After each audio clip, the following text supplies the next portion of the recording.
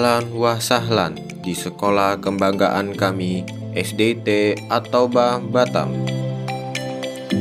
SDT At-Taubah terletak di Perumahan Bambu Kuning, tepatnya di Blok B, Kelurahan Bukit Tempayan, Kecamatan Batu Aji, Kota Batam. SDT At-Taubah sudah berdiri sejak tahun 2008 dan terus mengalami perkembangan hingga sekarang. Jumlah siswanya sudah mencapai 1.000 siswa lebih.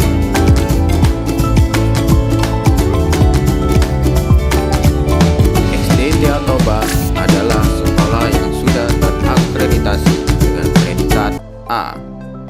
Sekolah ini juga menjadi salah satu sekolah unggulan yang siap mencetak generasi penerus bangsa yang berprestasi, mandiri, berakhlak mulia, serta menjadi penghafal Al-Quran.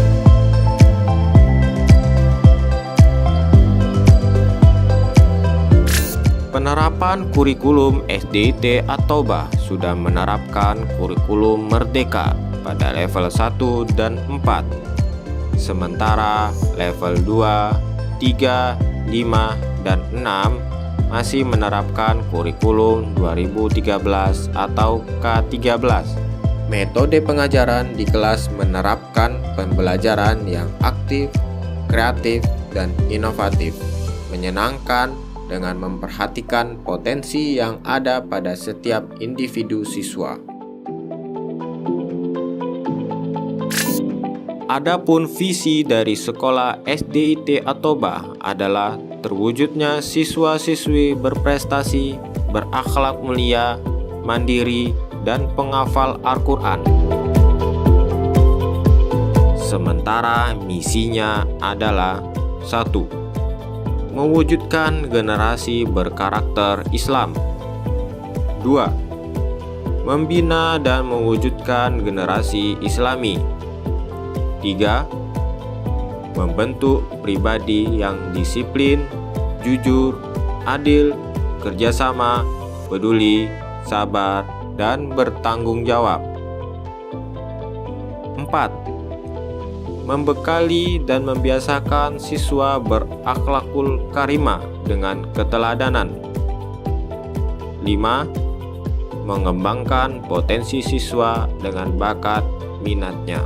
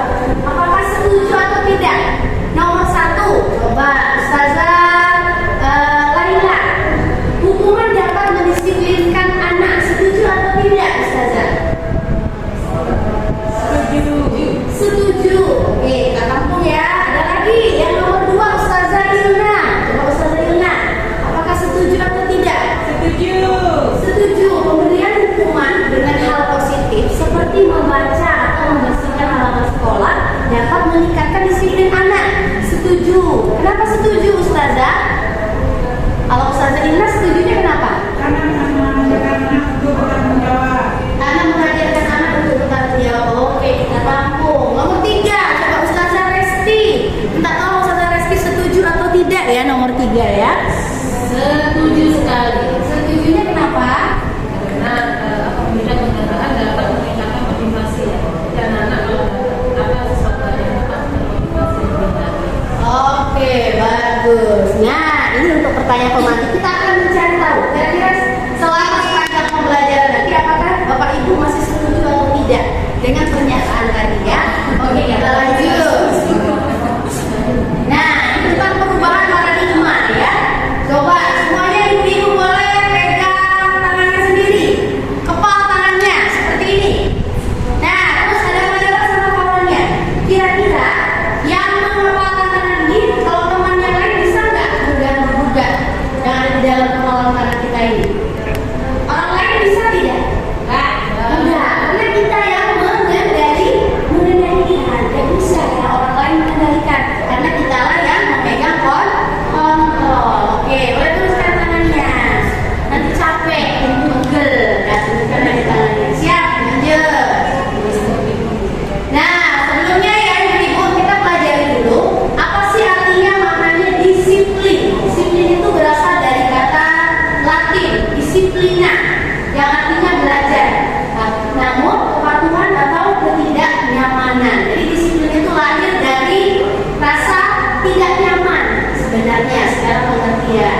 Namun dibuat dengan terminologinya maknanya disiplin diri adalah merupakan belajar mengontrol diri dengan menggali potensi diri menuju sebuah tujuan mulia berdasarkan nilai-nilai yang diyakini. Oke.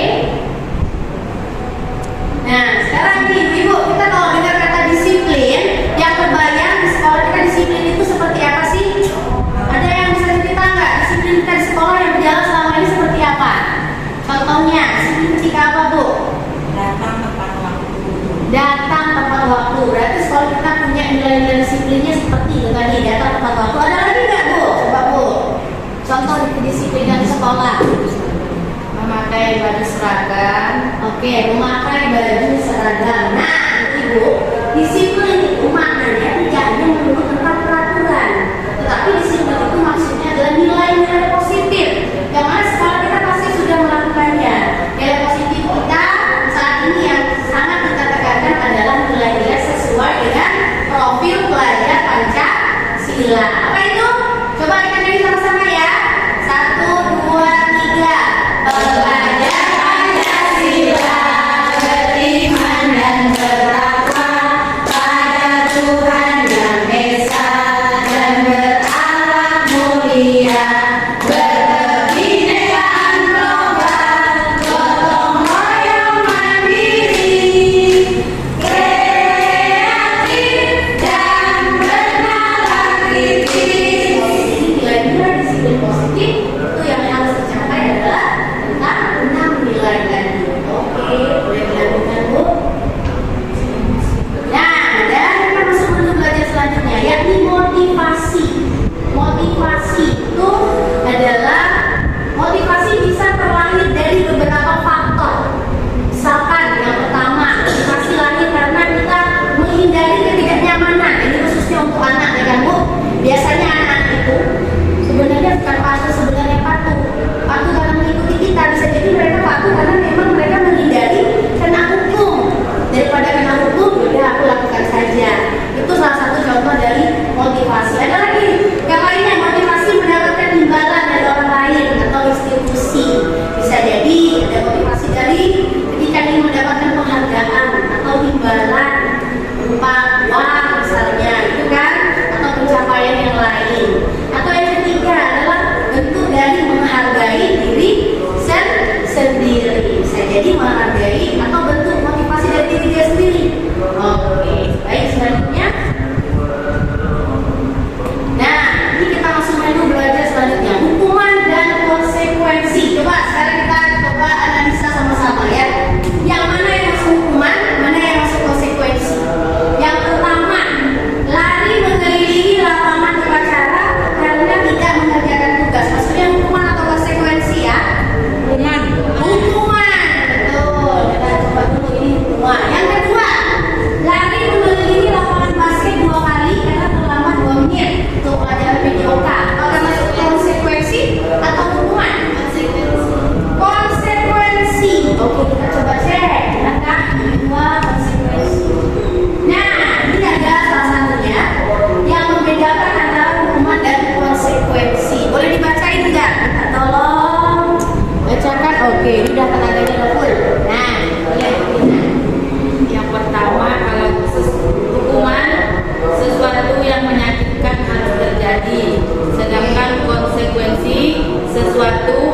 terjadi.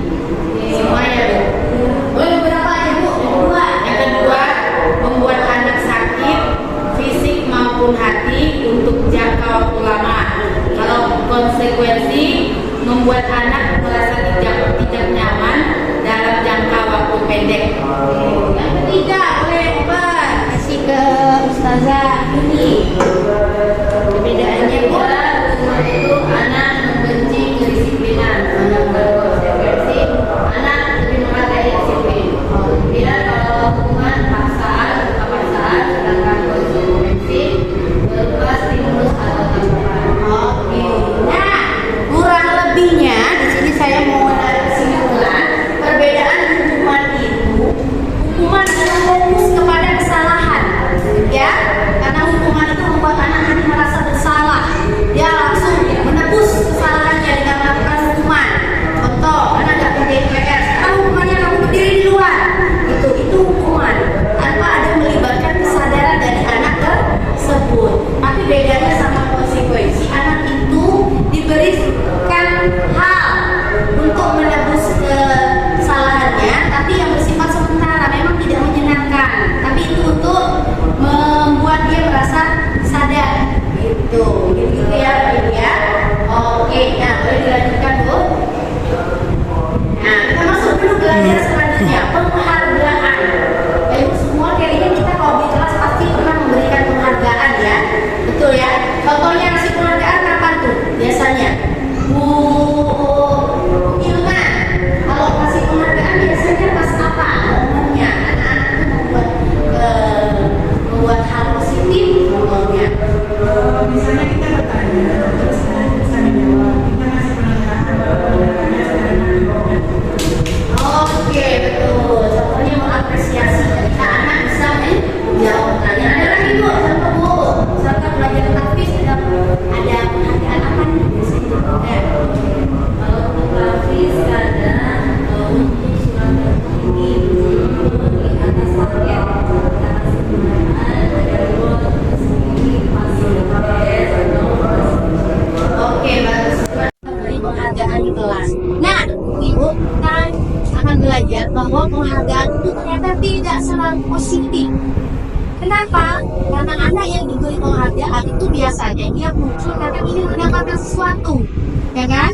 Nah, contohnya nih, ada beberapa jawaban menurut Alfikon tentang penghargaan. Satu, pengaruh jangka pendek. Seringkali kita sudah diberikan, besoknya 3 kali, beberapa hari kemudian tetap kurang motivasi anak itu. Jadi buat penghargaan dulu baru dia mau melakukan. Jadi pengaruhnya singkat aja, saat itu saja. Terus ada lagi merusak hubungan. Nah, bisa jadi karena terus menerus diberikan penghargaan, anak tidak lagi menghargai kita sebagai guru karena dia hanya itu minta, Bu, mana hadiahnya? Bu, mana? Kemarin dikasih hadiah, sekarang kok nggak dikasih gitu. Jadi kurang menghargai hubungan. Oke, yang ketiga, mengurangi ketepatan. Yang keempat, menurunkan kualitas. Kelima, mematikan kreativitas. Lalu penghargaan juga berpukul. Dan terakhir adalah penghargaan mengurangi motivasi intrinsik. Itu juga kita belajar itu ya. Ada mungkin ya pernah ada juga inovasi dulu mengadakan papan penghargaan gitu kan. Papan penghargaan anak yang sudah berhasil atau anak yang hari ini belajarnya bagus dikasih bintang, mode bintang ini kan.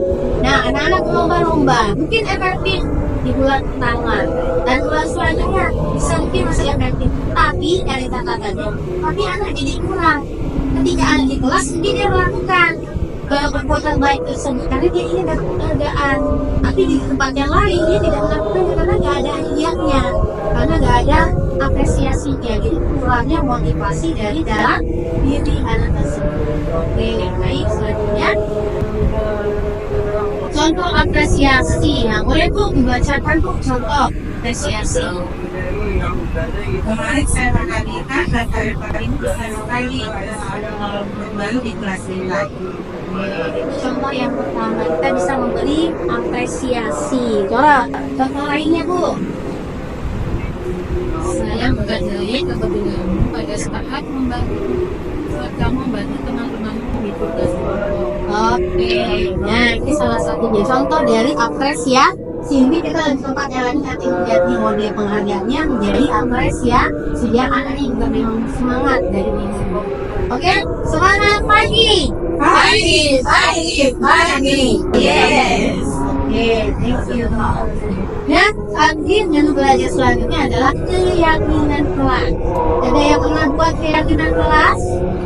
Belum. Ada yang pernah dengar tentang keyakinan kelas?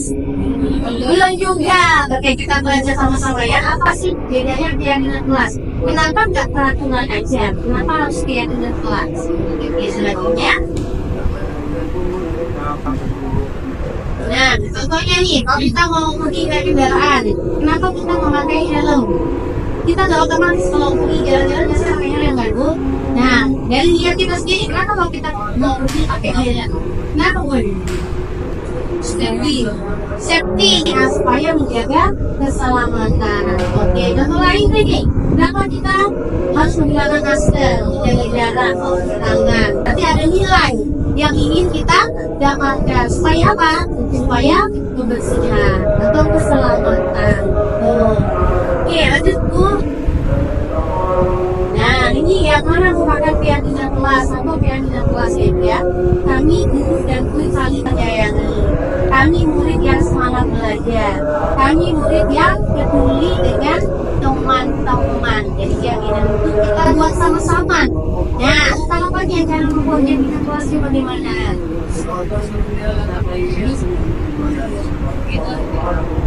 Oke, ini prosedur pembuatan keyakinan kelas ya ibu-ibu ya.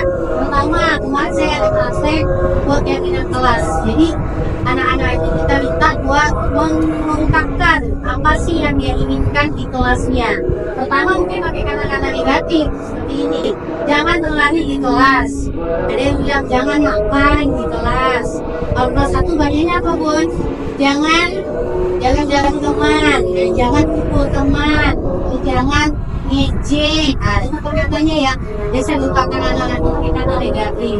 Tapi kita ubah kalimatnya jadi kalimat yang positif.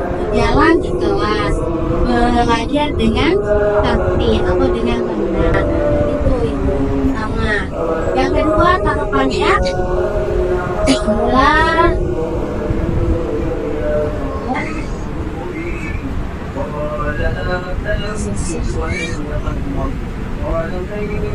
nah, kalau sudah dibuat, kita nanti akan melakukannya meninjau kembali apa yang sudah dibuat, disesuaikan dengan keyakinan sekolah. Misalkan tadi jangan berlarian di lapangan, jangan berlarian di kelas. Kan nilainya yang dituju adalah keselamatan. Berarti sesuai nggak dengan nilai dari sekolah kita? Di sekolah kan menjaga keselamatan siswa. Berarti sudah sesuai. Oke, selanjutnya. Nah, contoh keyakinan kelas. Ini yang contohnya ibu ya. Dan contohnya yang positif. Selalu bersikap positif. Senantiasa menjadi diri yang terbaik. Percaya dan menghormati orang lain serta barang tidak boleh adaptasi kalimatnya singkat pun boleh.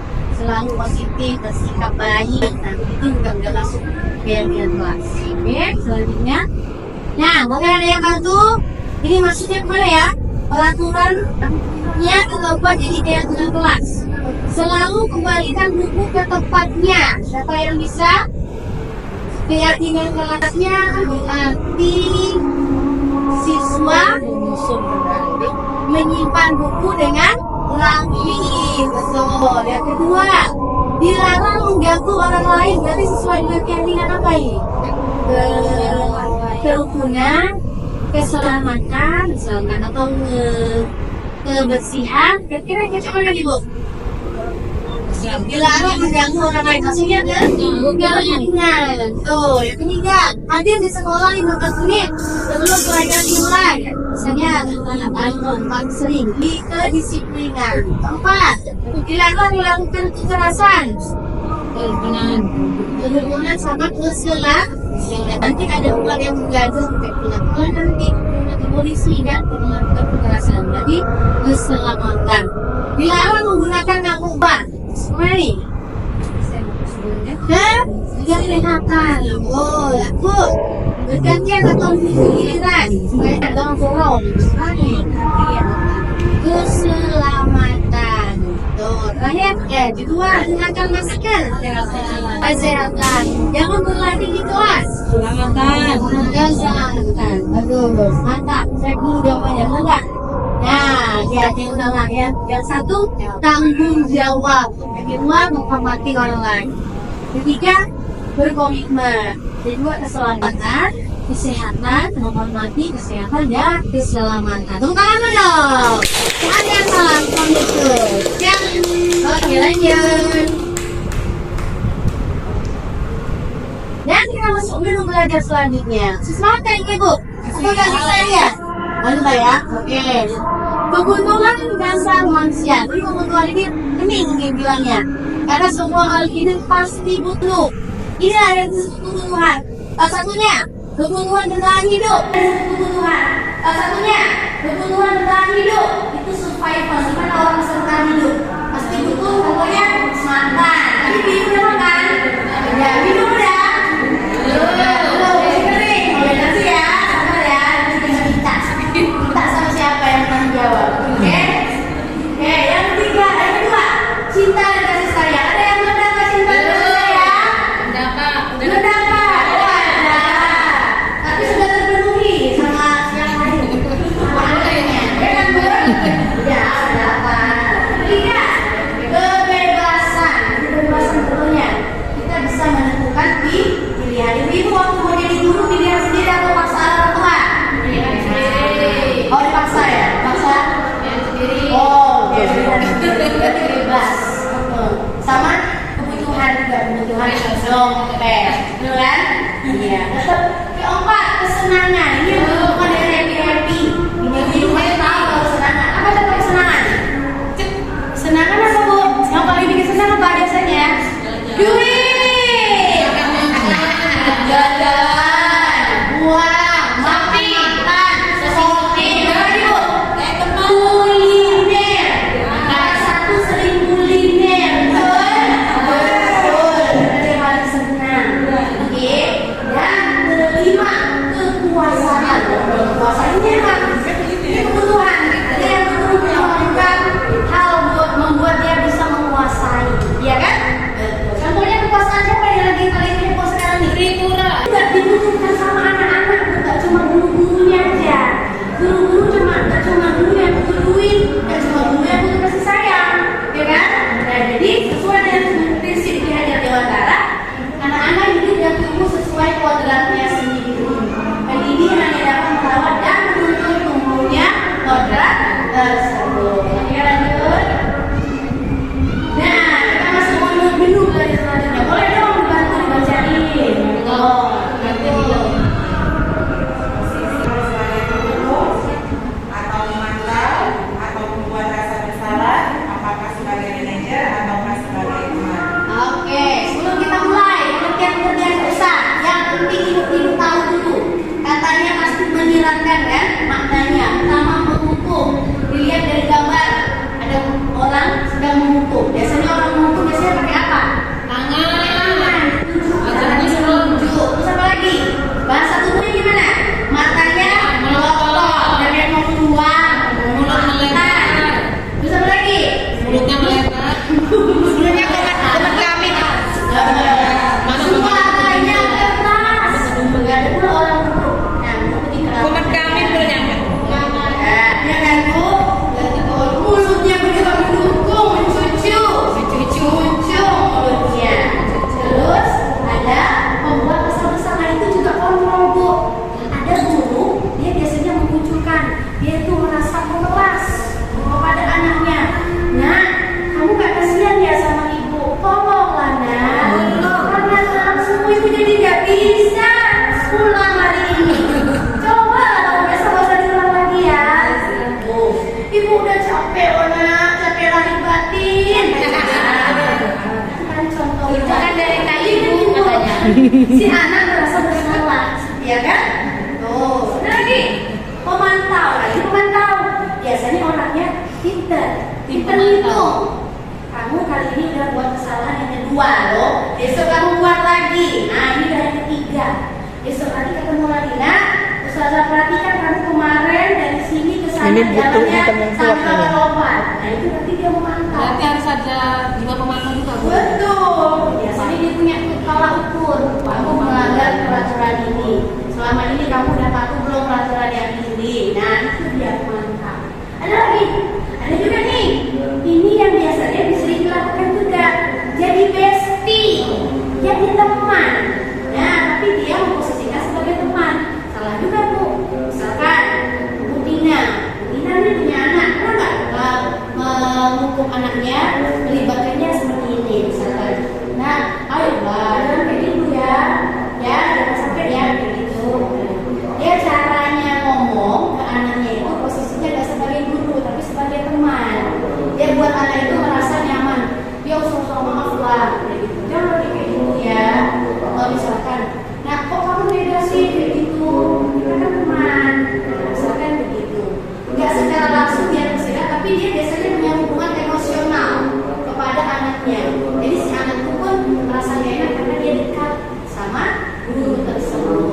Oke, yang kelima, manajer. Nah ini posisi yang diharapkan ada pada diri kita. Kenapa? Manajer ini biasanya dia membuat si anak mengevaluasi diri. Jadi anaknya itu diarahkan, kamu dari kesalahanmu, kamu belajar nggak dari kesalahan itu, kira-kira apa yang akan kamu lakukan ke depan. Jadi anaknya sendiri yang mengevaluasi, gurunya mengarahkan. Itu poinnya ya, posisi kontrol itu boleh. Nah, kira-kira boleh nggak ada yang bacain?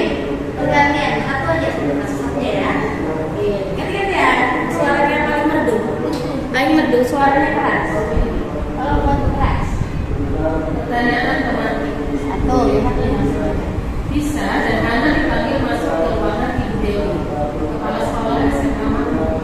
Ibu Dewi baru saja mendapatkan pengaduan dari Ibunda Lisa bahwa Hana menggunakan kata-kata kasar dan mendengarkan Lisa di sosial media. Oke, yang nomor dua Bu.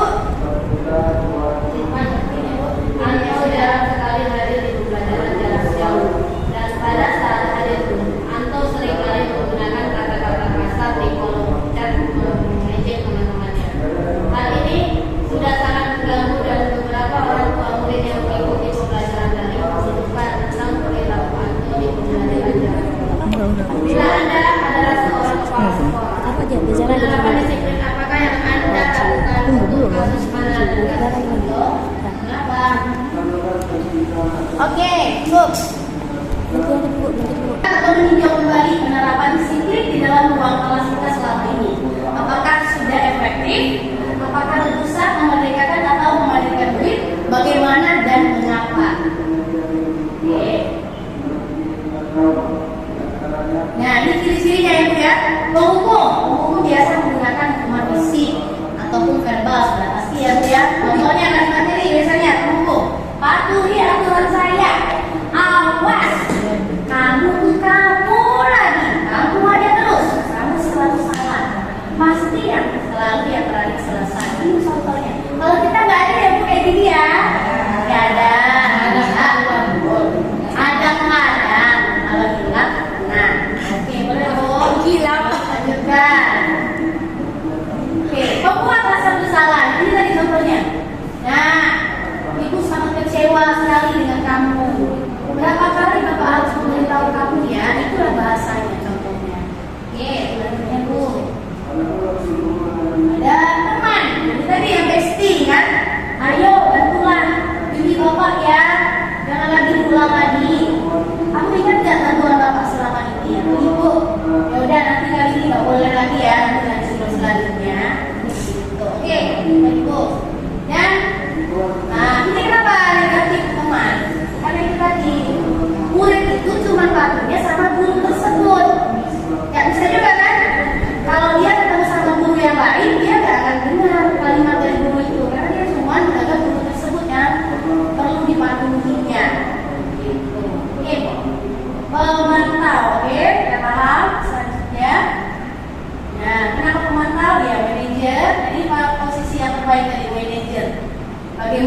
seorang guru bisa membuat murid menganalisis kebutuhan dirinya dan kebutuhan orang lain.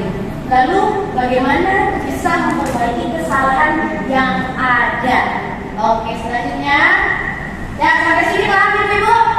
Paham. Ada berapa tadi 5 posisi kontrol? Ada? Ada 5. Apa aja tadi? Bang Bogor, sebuah rasa bersalah, pemantau, teman, manajer. Siapa yang paling sering jadi manajer? Ayo, kita coba ya gimana cara jadi manajer. Nanti ada pembahasan selanjutnya, oke? Nah, ini coba kita analisa dulu ya, Bu ya. Satu lagi. Satu, saya kecewa sekali dengan kamu. Kira-kira cocoknya kemana?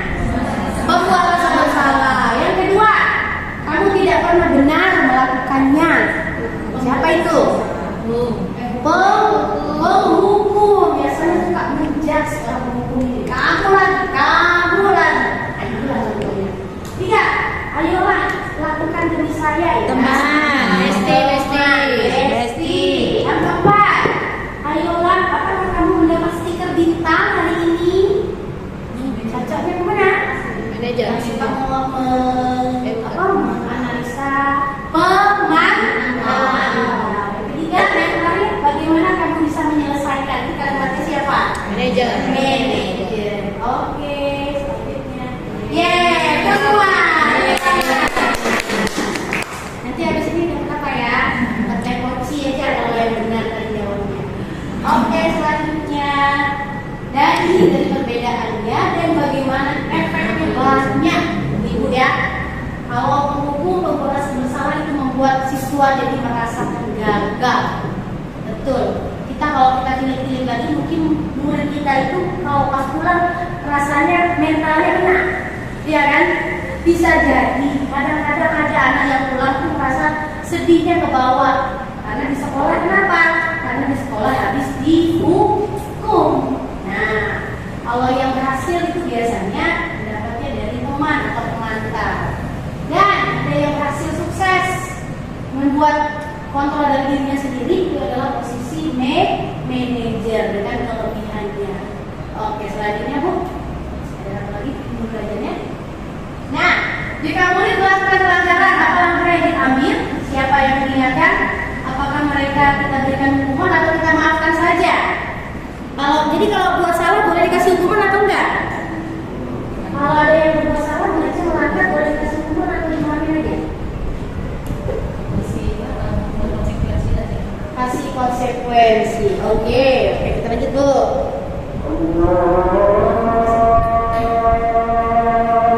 Oke, selama ini kebiasaan kita adalah langsung memaafkan atau membuat mereka dengan nyaman.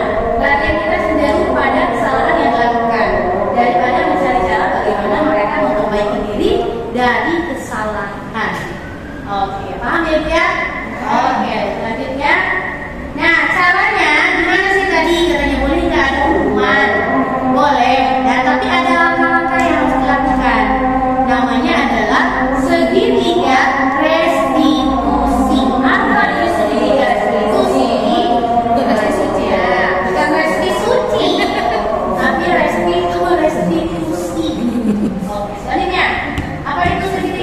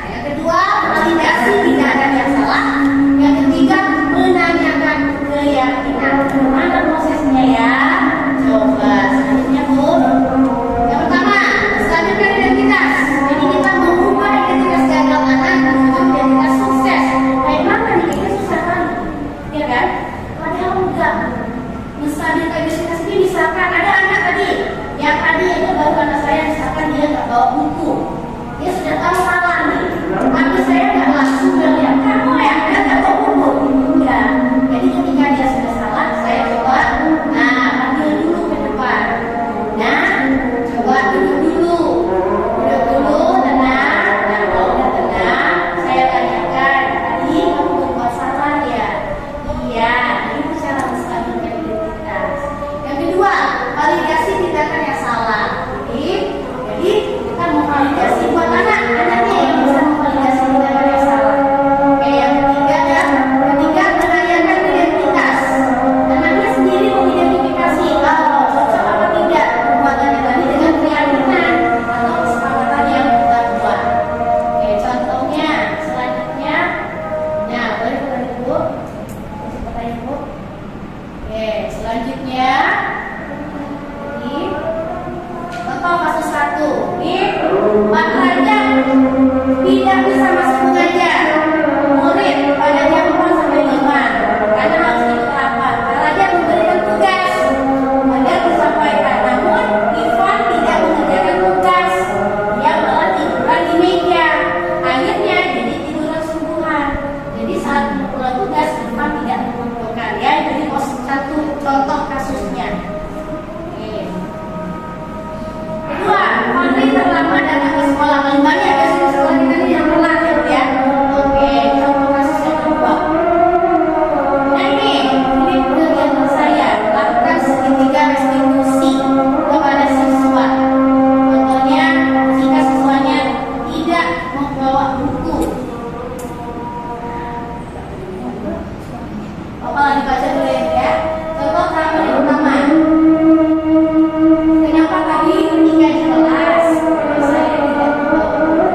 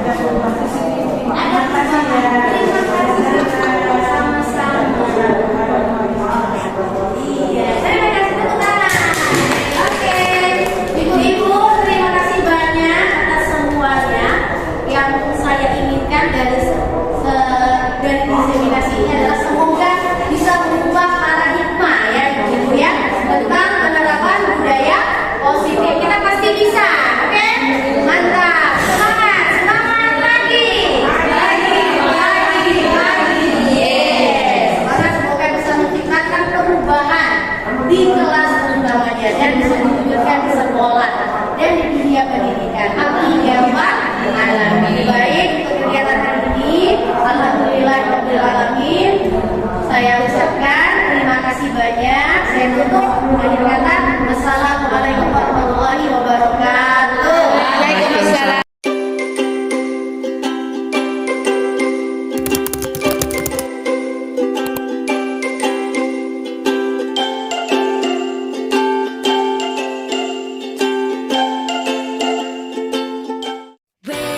Warahmatullahi wabarakatuh. Waalaikumsalam warahmatullahi wabarakatuh. Apa kabar semuanya? Alhamdulillah, luar biasa. Selamat Allahu Akbar. Tepuk semangat satu, tepuk semangat dua, tepuk semangat tiga.